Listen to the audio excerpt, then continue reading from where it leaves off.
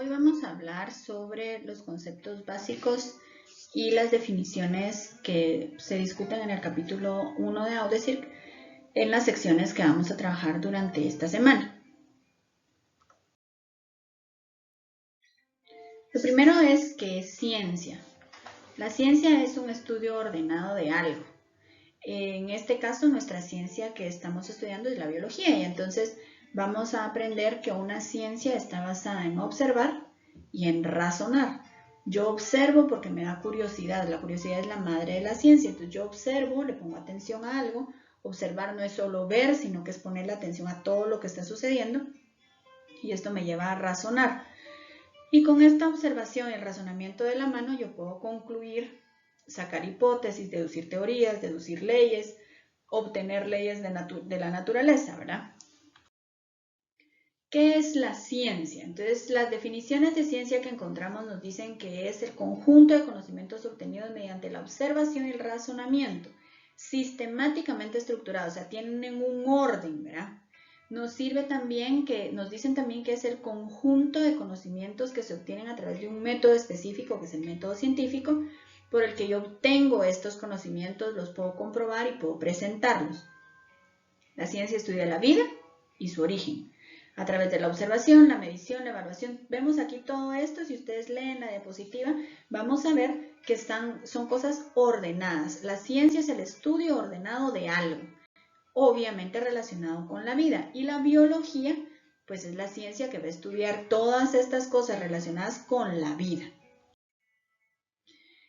Es la ciencia que estudia los seres vivos y todos sus procesos vitales, eso es biología. Va a contribuir a conocer qué pasa a nivel celular, es la biología celular, entonces va a tener muchas partes o ramas de la biología. En la biología molecular, ¿verdad? Yo voy a estudiar qué pasa desde el punto de vista de las moléculas que forman a estas células. También yo puedo ver que biología está formada por dos palabras, dice. Vida, ¿verdad? Que es bios, y logos, que es estudio. Entonces es muy fácil saber que estamos estudiando a los seres vivos o a los organismos vivos. ¿Qué es el método científico? El método científico es la forma en la que se estudia o se hace ciencia. Es un proceso ordenado que tiene pasos establecidos que son universales. Yo no me los puedo saltar o inventar o alterar. Tengo que seguir estos pasos si yo quiero hacer un estudio científico. Y me va a ayudar para explicar fenómenos, establecer relaciones, enunciar leyes, o sea, hacer y descubrir leyes, explicar las leyes, explicar fenómenos físicos, explicar situaciones que yo no entiendo. Y en el campo de la salud y de la medicina, el método científico me va a ayudar a probar tratamientos, a descubrir tratamientos, ¿verdad? Por ejemplo. Dice del griego métodos, que es un camino a, ¿verdad? Y científico, pues obviamente porque es ordenado. Entonces el método científico se va a referir a estas etapas que yo tengo que seguir, que todos ustedes las vieron en algún momento de su formación en diversificado. Siempre trabajamos con el método científico, ¿verdad? Sabemos que es observar, hacer hipótesis, etc. Y vamos a ver cada uno de estos pasos. El método científico nos va a ayudar a explicar fenómenos, pero es una forma planificada. O sea, yo tengo un orden que voy a seguir. Esta planificación que yo estoy haciendo o este orden que yo sigo en el método científico me va a permitir comparar mis resultados con los de alguien más o que alguien más use mi estudio como base para el de él o el de ella. Es un método universal, significa que yo el método científico lo voy a usar aquí y lo puedo usar en la China y en Rusia y en la India y en Japón y en Europa y en el Brasil, o sea, no importa dónde esté, yo puedo trabajar con esto y comparar mis datos con los de alguien más. ¿Cuáles son los pasos? El primer paso es la observación. Yo tengo que ver cuál es el problema. Y siempre va a surgir, de observar las situaciones, me surge una pregunta. Eso es plantear el problema. Cuando yo ya tengo esta pregunta o la curiosidad de algo, paso a la etapa 2, que es hacer la hipótesis. Una hipótesis es la respuesta a las preguntas que yo me hice en la etapa 1. Esas son mis hipótesis. Una hipótesis es una afirmación o una negación de algo.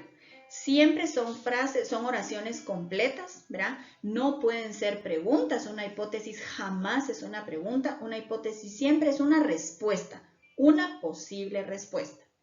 La tercera etapa puede ser experimentación o regreso a observación, dependiendo de cuál sea mi hipótesis. En la experimentación yo debo seguir pasos siempre bien especificados, o sea, bien específicos, dejar clara mi metodología y tienen que ser pasos sencillos y simples de seguir. No pueden ser pasos complejos. Y si son complejos, tienen que estar muy bien explicados para que alguien más pueda repetir mi experimento y comprobar si yo tenía razón o no. Una vez que yo ya tengo el experimento, ¿verdad? Puedo comprobar o descartar la hipótesis. Y esta es la etapa 4. La etapa 4 son las conclusiones que yo obtuve a partir de observar o experimentar en la etapa 3. Con esta etapa yo puedo sacar leyes, puedo sacar teorías. Las teorías son hipótesis que tienen muchísimo peso. No se han comprobado al 100% porque no hay cómo, pero tienen mucho sentido científico y por eso es que se siguen conservando. Vemos aquí otro mapa de cómo es el método científico y nos explican cada una de las formas, ¿verdad? De las etapas y tienen bien explicado para que ustedes lo vean con calma y lo puedan leer y copiar en su cuaderno, bien explicado qué es cada una de ellas y vamos a recordar siempre que en la experimentación, ¿verdad? Yo podría, aquí en la experimentación, yo podría no hacer experimentación, sino que hacer observación. ¿Verdad? O sea, yo puedo observar nada más. Si fuera un estudio sociológico, por ejemplo, podría observar. Tenemos aquí otro cuadro donde nos dicen cuáles son todas las formas o los pasos del método científico. Es importante que ustedes vean las diapositivas y logren hacer una sola para ustedes, que sea como su resumen de la clase. Entonces las tienen que ver con tiempo y para esto yo les voy a poner la presentación sin explicación para que ustedes puedan tener acceso a ella. ¿Qué es una teoría científica? Una teoría científica dice que es el planteo de un sistema abstracto, hipotético, deductivo que constituye una explicación o descripción científica, un conjunto relacionado a observaciones y experimentos. Esta definición, así como tan astral como se escucha, realmente una teoría es una hipótesis. Una teoría es una hipótesis que tiene mucho experimento y observación de apoyo a lo que está diciendo, pero no está 100% comprobada. O sea, puede ser refutable. ¿Qué significa refutar algo? Significa que yo puedo decir, miren, eso no es cierto, yo encontré esto. Pero lo que yo explique, yo diga, yo encontré esto y eso no es cierto, tengo que tener datos y evidencia científica que lo corroboren, ¿verdad? Que lo apoyen. Entonces, la teoría científica va a ser, dice, el conjunto de conceptos, definiciones y proposiciones interrelacionadas que presentan una visión sistemática de los fenómenos con el objetivo de explicarlos y predecirlos. Quiere decir que, por ejemplo, la teoría de la evolución es algo que no está 100% comprobado, pero hay tanta evidencia que la apoya que la aceptamos como real. Una de las... Voy a regresar. En las... Ay, no me dejo. Bueno, no importa. Cuando nosotros hablamos de las teorías, la otra opción son las leyes. En las leyes es algo que siempre sucede igual y son leyes generalmente naturales, ¿verdad? Entonces, son leyes naturales. No son cosas que puedan estar cambiando, sino que siempre suceden. No importa qué haga, siempre se cumplen, como la ley de la gravedad. Bueno, nuestro siguiente tema, nuestro siguiente punto son los niveles de organización biológica.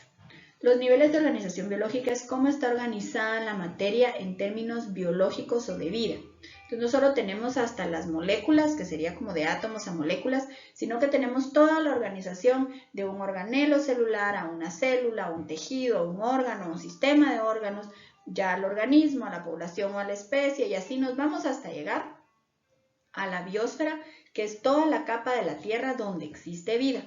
¿Por qué es importante esto? Pues porque nosotros vivimos aquí y quienes nos enferman y nos curan también viven aquí, ¿verdad? ¿Cuáles son las características de los seres vivos? Esta va a ser nuestra siguiente clase y quiero que cada uno de ustedes piense en cuáles son estas características y cómo las pueden explicar desde su punto de vista, ¿verdad? O sea, ¿por qué yo, humano, soy estructurado y organizado? ¿Qué característica cómo es mi metabolismo? ¿Cómo es mi reproducción? ¿Cómo es mi crecimiento? ¿Qué es eso de irritabilidad? ¿Será que eso es lo que me enojo? O sea, ¿qué es todo esto? Cada una de estas características las vamos a discutir en nuestra siguiente clase y ustedes tienen que poder explicarlas desde su punto de vista.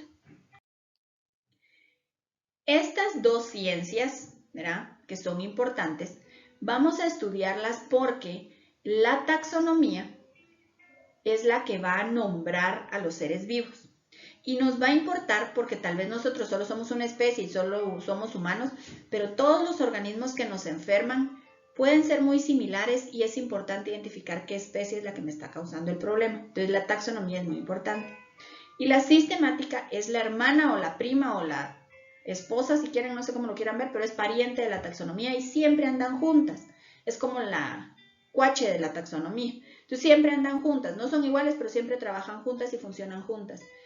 La sistemática es la hermana de la taxonomía que va a ayudarla a clasificar. Entonces, si la taxonomía le pone el nombre es porque ya la sistemática le dijo en qué lugar de nuestro nivel de organización biológica va este organismo. Y tenemos aquí las categorías taxonómicas que son muy importantes porque nos van a servir a nosotros para saber de quién estoy hablando.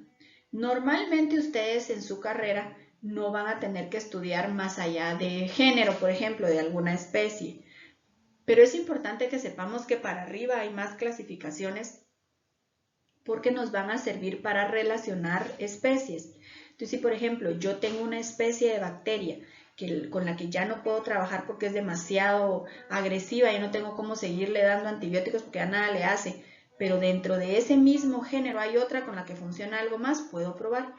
Si eso tampoco le funciona, tal vez busco entre la familia a la que pertenece a algo que sí le haga y puede funcionar. Entonces yo puedo ir como buscando opciones para arriba. Por eso es importante que sepan que existen las categorías taxonómicas. Con eso estamos terminando la clase de hoy.